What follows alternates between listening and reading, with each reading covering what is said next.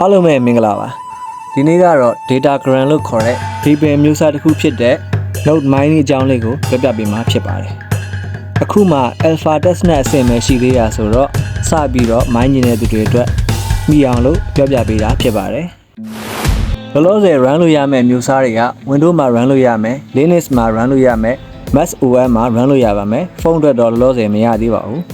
sign up လုပ်ရမယ့် link ကို Telegram မှာလည်းရှိပါတယ် description မှာလည်းချပေးထားပါမယ်အဲ့ဒီကနေ sign up လုပ်လိုက်ပါ Gmail နဲ့ sign up လုပ်လိုက်ပါမယ် sign up လုပ်ပြီးသွားရင်တော့ကိုယ့်ရဲ့ Gmail လေးကိုကုတ်6လုံးရောက်နေပါလိမ့်မယ်အဲ့ဒီကုတ်6လုံးကိုဖြည့်လိုက်ပါပြီးရင် dashboard ထဲကိုပြန်ဝင်ပြီးတော့ wallet ဆိုတဲ့နေရာကိုနှိပ်ပြီးတော့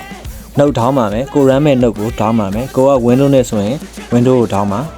ခုကတော့ကျွန်တော် Windows နဲ့ပဲ run ထားပါတယ် exe file ကို download ဆွဲပြီးသွားရင်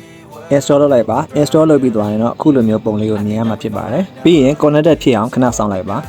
dashboard ထဲမှာနှစ်ခုစလုံး connected ဖြစ်နေရင်ရပါပြီ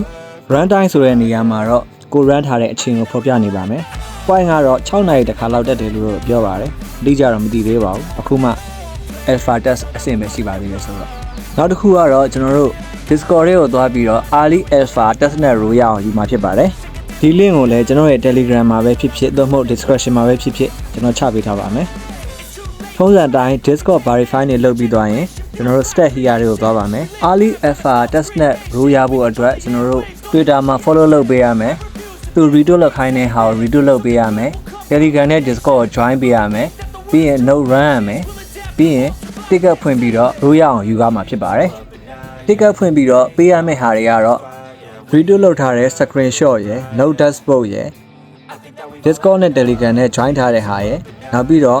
sign up လုပ်ထားတဲ့ email ကိုပို့ပေးရမှာဖြစ်ပါတယ်ဒါတွေကို ticket မှာပို့ပြီးသွားပြီ24နာရီအတွင်း reply မပြန်ဘူးဆိုရင်တော့အခုလိုမျိုးပြထားတဲ့ moderator ကို mention ခေါ်ပြီးတော့ပြောပြလို့ရပါတယ်ကျွန်တော်ကတော့အခုထိလုပ်လို့မရသေးပါဘူး crash နဲ့ note ပြီးတော့မှစားခဲ့ဘူးတဲ့သူတွေကတော့ဒါကိုနားလည်နေပါလိမ့်မယ်အခုမှအသစ်စားလုပ်မယ်ဆိုရင်တော့ဒီဗီဒီယိုလေးကိုကြည့်ပြီးတော့နားလည်သဘောပေါက်မယ်လို့တော့